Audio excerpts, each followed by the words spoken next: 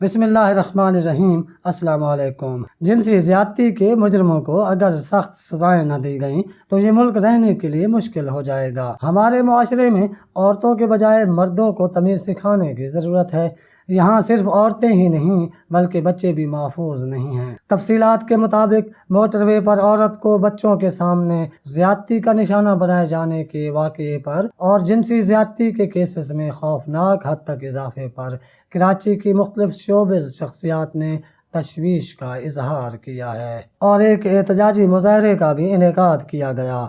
इस मुजाहरे के शुरका ने यह मुतालबा किया कि जिनसी ज़्यादती के मुल्ज़िमान को सख्त से सख्त सज़ाएँ दी जाएँ और इनको इबरत का निशान बनाया जाए।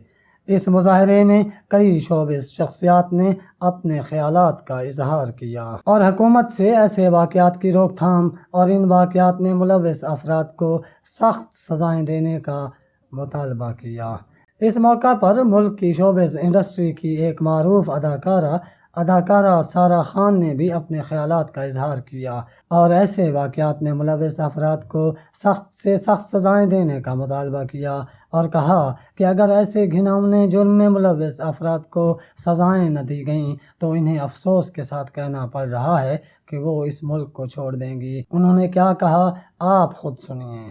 बात करना चाहूँगी कि हमारे मुल्क में ये पहला प्रोटेस्ट मैं आई वैक्सीन से निकल के मैंने